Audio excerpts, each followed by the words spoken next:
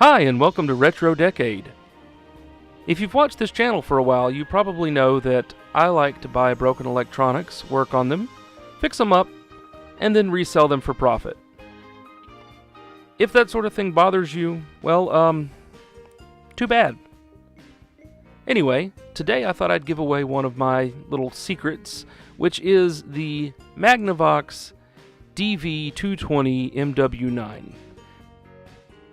The reason I call this particular model valuable is that very rarely does it have a problem when I find it other than what you're going to see me fixing today. And extremely rarely is there a problem that I can't fix. On top of that, they typically sell for around $100 on eBay. And I typically find them for $10 to $15. So, the secret's out, and I'll be showing you how to repair a faulty mode switch.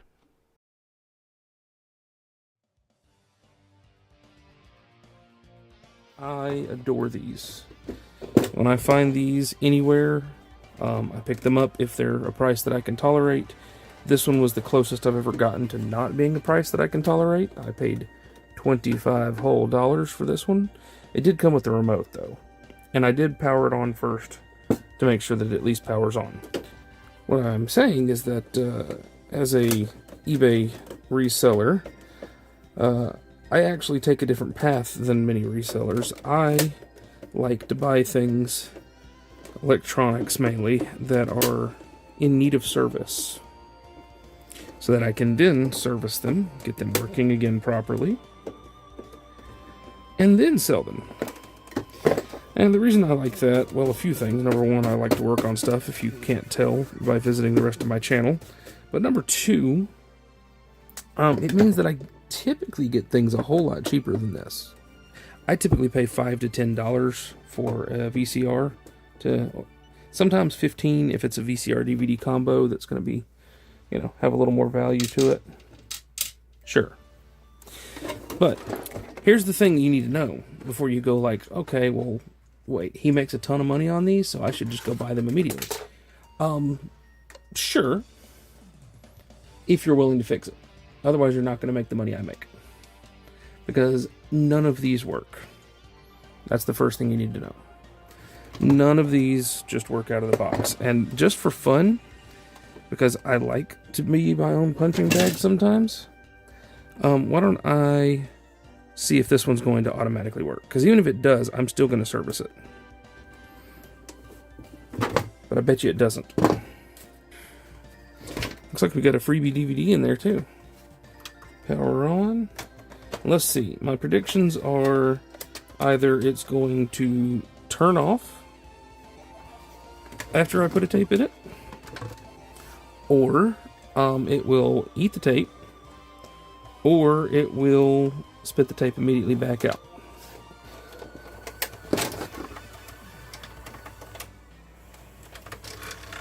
And there we go. A little bit of both. It did not take up the tape, so the take-up reel didn't do its thing. And then it spit the tape immediately back out. You're going to find that in all of these. This is just, you'll see why. So again, up close here, let's have a look and show you what it's doing.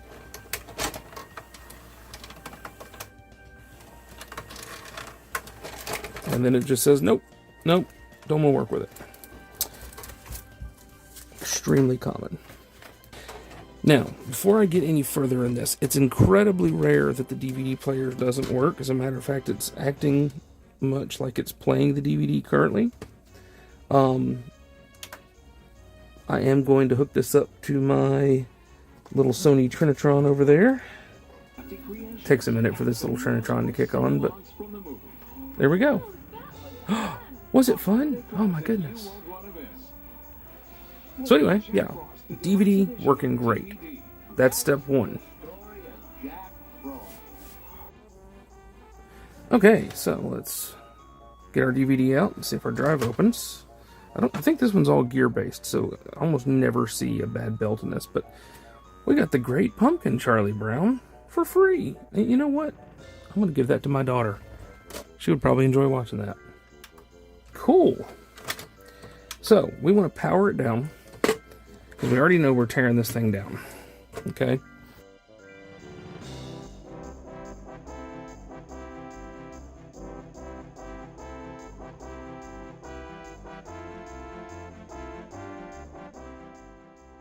So that's how you get one of these off. You just got 6 clips. Be gentle with them. These plastics are old. Next up, we got this bar here. This video will also do a good job of serving to show people that, like, hey, you know, he's not just doing nothing. And by the way, I will have a video coming eventually that talks about reselling and the stigma and things like that around it. And spoiler alert, if you do nothing to change an item and you just buy it at a low price because you know that it's worth more, and then you sell it on a different market at a higher price, good on you. Good job. That doesn't bother me at all. But again, I'm not going to go deep down that topic here. Consider that a teaser. Subscribe to the channel if you want to, I don't know, scream at me when that video comes out or whatever. Feel free. I love it. Interaction. It's great.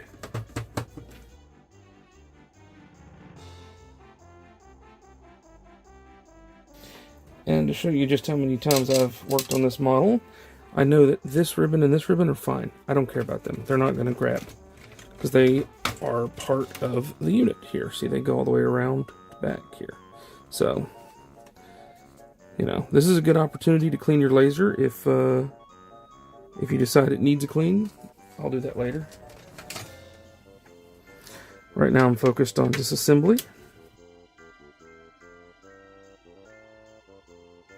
Got a random little plate here. It's just it's a mounting plate for the DVD player. Now's a good time to inspect all these capacitors. There's no bulging or anything.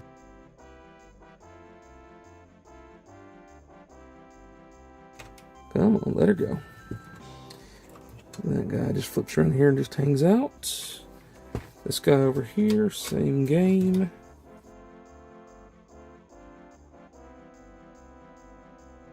Alright, I took that screw out already. There's 5 screws that holds this chassis in. And that's what's going to be the remainder of what's holding in the main board as well. Chassis and main board come out in one piece. Another tip, this is your head cleaner, and it just turns to garbage over here. See how it's not returning? So it's not helpful.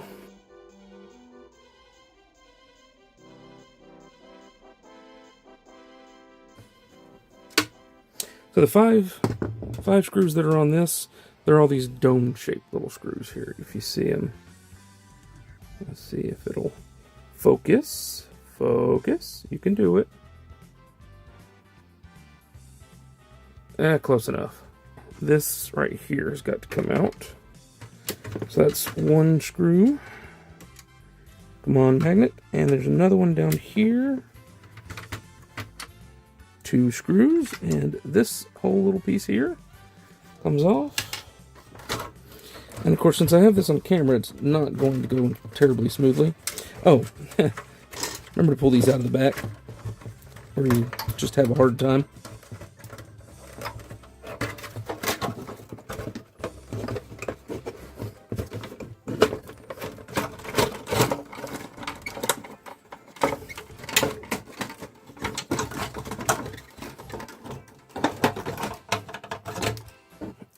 There we go. So what do you think? You think we're done yet? Do you think I've earned a dime? Not yet, I haven't. I'm gonna flip this guy over. Now there's a screw here, and there's one up under this, and you got to be careful with this guy. So I have accidentally ripped this up before and had to do some soldering work to fix it, but once you do this a time or two, if you're being careful enough, you'll never have that problem again. This one is a coarse thread screw because it's going into plastic. This one is a fine thread screw. It's going into metal. So what have we been doing all this work to get to? Well, this is not going to come all the way off, by the way. It'll come somewhat up, but not near as much as you'd like it to. this is our mode switch. I'll include some photographs to give you some more close-up kind of, but I just get my nails under there and pop, and then I lose it, and then I fuss about it while I hunt for it. Or, oh, it fell out. Look at you. So we got these 3 little brushes. They're metal brushes. And I personally love my fiberglass pen, because I can take this guy and I can just gently rub these, and all the corrosion and gunk comes off. See how shiny those are now? What you probably can't make out that well is that that guy is not clean. I start with a Q-tip and some isopropyl alcohol. Get that on there nice and wet. Maybe a little too wet, right on my shirt. Alright, and just go around it. And this is what a lot of people do as their like one and only, and it does not have anywhere near the results that I want. I think you would have to sit here and scrub for quite a while, because it really needs an abrasive. So, you see that? You see how much cleaner that is? Look at that. Half and half right there.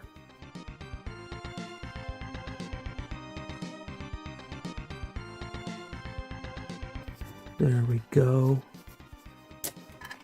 Look at that. Totally different. I'll come back in with my Q-tip with isopropyl alcohol on it, because the thing about a fiberglass pen is how it abrates, I guess is the word. There are little fibers breaking off of it, and I just don't need all that little fuzz floating around inside of here. So I will go in and clean out the dust from what we did. So I use this dielectric grease. Yeah, so I like to take some of this, just a little glob. Whoop, like that. I get in here and I just try to make it where it's going to coat lightly this whole assembly in here. Trying not to leave a bunch of fibers from the Q-tip behind or anything. Come in here with the Q-tip, clean up my little middle area there. So let me tell you what I like to do to this guy sometimes is I will get in here and I'll just bend these back a hair. Not a ton, just a little. Probably going to get to see me fumble this a bunch.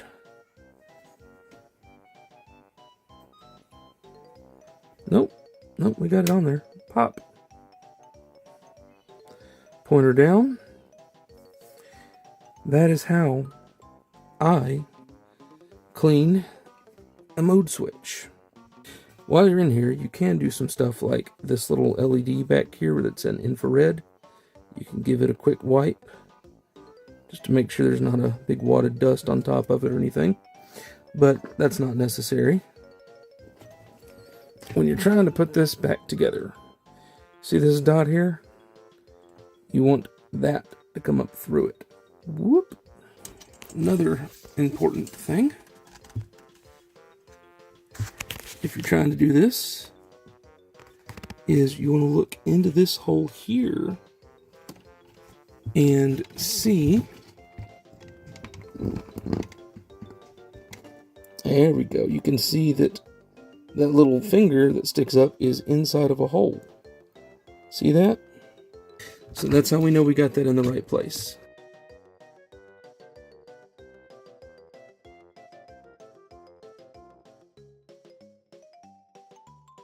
I always clean the mirror sides and the flat sides of this prism. But this one's not dirty at all. So this one's actually, this whole unit's in pretty phenomenal shape. This is the fun part. Whoop! Except I'm bringing stuff with me. So I like to grab it like this. And the real challenge is going to be this tower and this tower. See how this, you got to go under this. So I always start with it angled like this.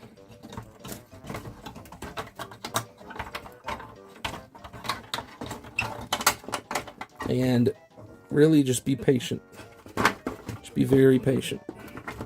See See how I was tilted forward there for a minute too? And it's still not sitting right. This is going to take some playing. A lot of times that's because this tower here, that hole's got to go through there, this hole's got to go through here. If you're doing that correctly, then you worry about these up here. Look at her sitting flat, sitting pretty. Okay. All right. Rebuild in the reverse order.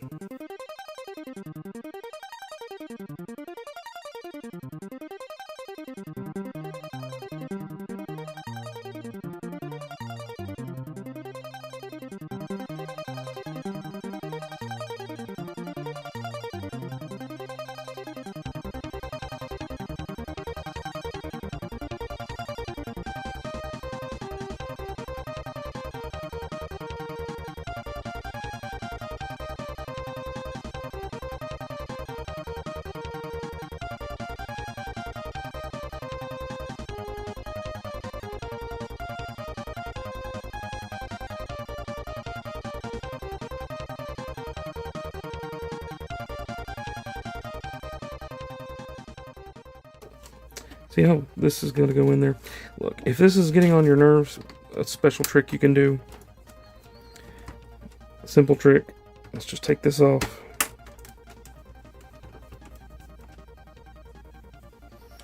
And take a little Windex.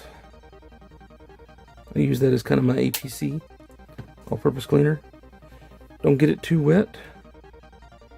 And just gently clean that.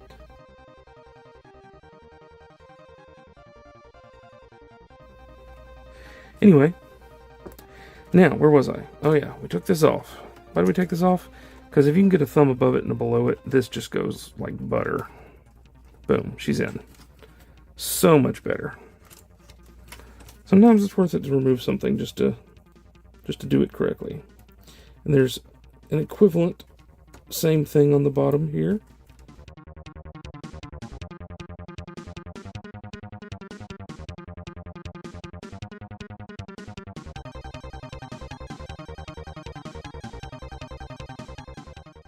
Which you can see alongside here of the top goes over the VHS, over the VCR side.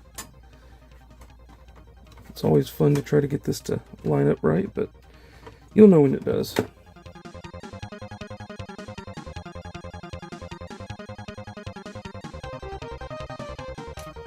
Now is a good time to clean your faceplate, because you can do things like get in there real easy. You know, clean back here. Faceplate. We got our 3 below, our 3 above. Now, here's the important part. See this little guy right here? That's got to go under this. So once you get this just started lined up like that, when you know they're all on the outside, open the door most of the way with your thumb. See what I'm doing? That way when you pop, pop, pop. Now we got that on there. If you don't do that, the mechanism won't be able to open this to let tapes out. And that would be a problem. You want that to be able to happen.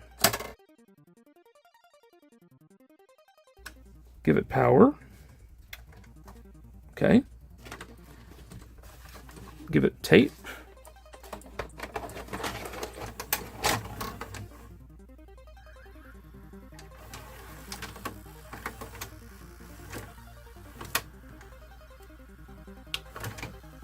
Plane. Can you see the wheels moving and everything? Let's see if it will give it back out, and it takes it up.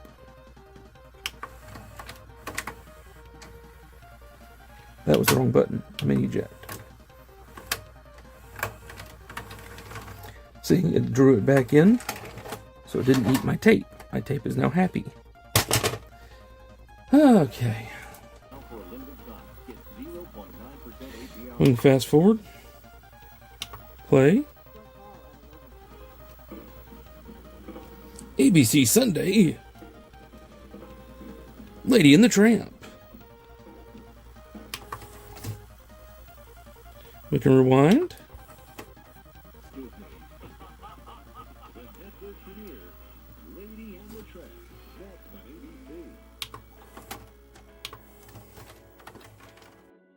The only thing I see in here, I do like to go through and really quick wipe down some of the surfaces with a little bit of rubbing alcohol, a little bit of IPA. In particular, I start over here on this erase head, just because even if it's not erasing, the film is still touching that. The tape is. Over here on our sound, audio pickup, and I think that's the audio delete head. Not sure. Don't actually know, to be honest with you. I don't ever have problems with that. This is your capstan.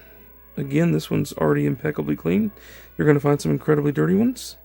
And then this is your capstan roller. I don't like to hit this with rubbing alcohol, because it's rubber, and rubber kind of needs its oils.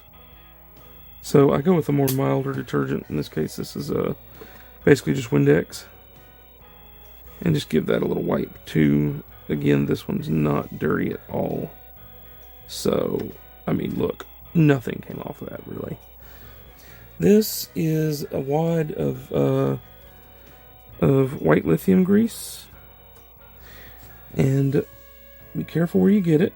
But as long as you get it on the path that this guy runs, it's going to smooth it out itself. And I'm just trying to, give this thing a little extra grease, because especially over here, it looks really dry. And that should, when I put this in here, you'll see those little grab arms. We're going to pull the film up. And then if I tell it to give me my tape back,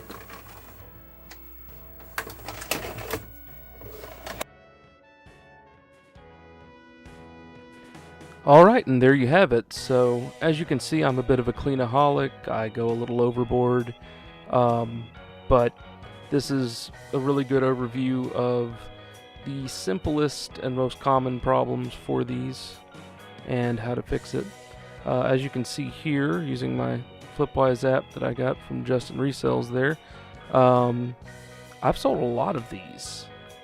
And even just this model, and they typically go for about $100.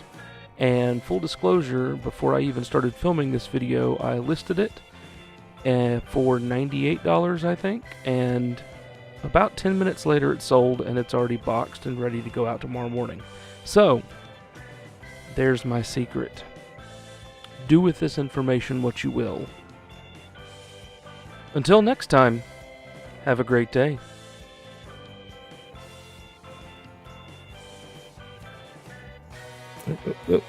Oh, there we go. Yeah. Okay. Oh, heavens.